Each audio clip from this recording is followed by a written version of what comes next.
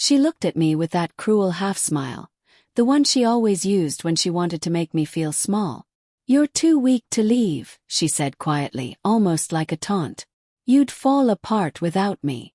Her words didn't hit me like they used to. Maybe because by that point I'd already fallen apart. Maybe because I'd spent months watching the woman I loved turn into a stranger, cold, manipulative, and unapologetic. For a long time I believed her.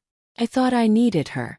I thought if I just tried harder, loved her better, she'd come back to me. But standing there that night, staring at her while she looked at me like I was a burden, something in me cracked open. Not loud or sudden, just a quiet break, deep enough that everything after it shifted. She didn't see it happen. She turned away, pouring herself another glass of wine, humming under her breath. That's when I realized she was no longer someone I could save. "You think I'm weak," I said softly. She laughed without looking at me. "Oh, I don't think it, Mark. I know it." I didn't respond. I just watched her. Watched the way she avoided my eyes, the way her phone lit up beside her hand, a message she quickly flipped face down. There was a time I'd have asked who it was. Not anymore. That night I slept on the couch.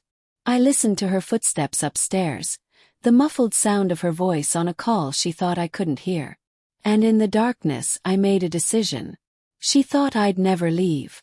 She thought I'd stay trapped, orbiting her like a planet caught in her gravity. But by morning I knew exactly what I was going to do. The betrayal had started small. Too small to notice at first. Late nights, forgotten plans, the smell of a man's cologne clinging faintly to her scarf.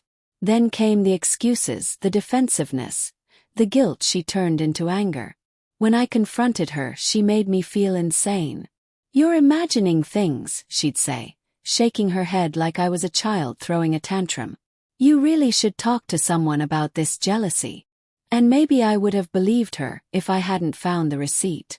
A single piece of paper in her jacket pocket. A hotel room booked under her name for two. I didn't confront her that time. I just folded it neatly and kept it in my wallet, a quiet reminder of what I already knew. From then on I started watching.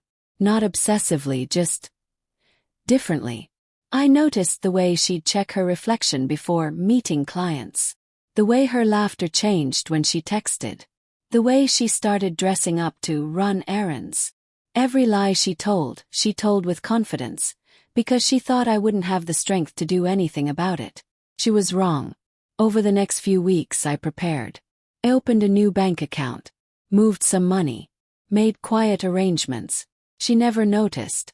She was too busy hiding her own secrets to realize I was building mine. Then one evening she pushed me too far. We were sitting at the table, dinner cold between us. I asked if she was happy. She looked up from her phone, annoyed. "You always ask the wrong questions," she said. "What's the right one then?" She leaned back, smiling faintly. "Maybe you should ask why I'm still here." The air left my lungs. For a second I couldn't breathe. She wasn't even trying to hide it anymore. "Why are you still here?" I asked quietly. He smirked. "Because you'd never survive if I wasn't." That's when she said it. Those words that would haunt me even as they set me free. "You're too weak to leave." The next morning while she showered, I walked into the office and took out the envelope I'd been saving. Inside were documents, bank transfers, property deeds, account passwords. Everything we'd built together. Everything she needed. I had spent 10 years giving her everything. My time, my love, my stability. She thought she could take it all for granted. So I took it back. I transferred her name off the accounts she thought were ours. Cancelled the credit cards she used. I left the house key on the counter with a note that simply said, "You were right. I'm weak. But not anymore." Then I walked out. For the first time in years, I felt the air in my lungs like it actually belonged to me. She called me 27 times that day. I didn't answer. By the evening she sent a message. "Mark, where are you? What's going on?" Then another. "You can't just leave like this." Then finally, "Please let's talk. Need you." There it was. Need. The word she'd never used until she realized I wasn't coming back. I didn't reply. I drove to a small cabin 2 towns over, a place we used to visit before everything fell apart.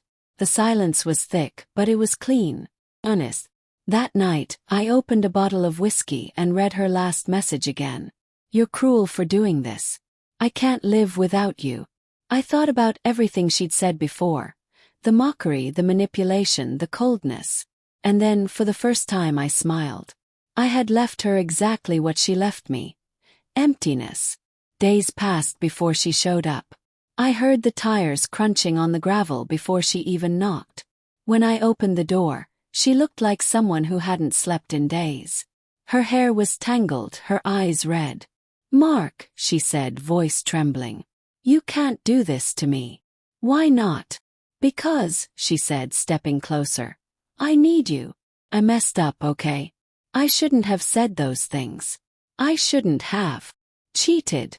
I finished for her. She froze. "How long have you known?" "Long enough." She tried to touch my arm. "Please, I made a mistake. But we can fix this." I looked at her hand, then at her. "You once told me I was too weak to leave.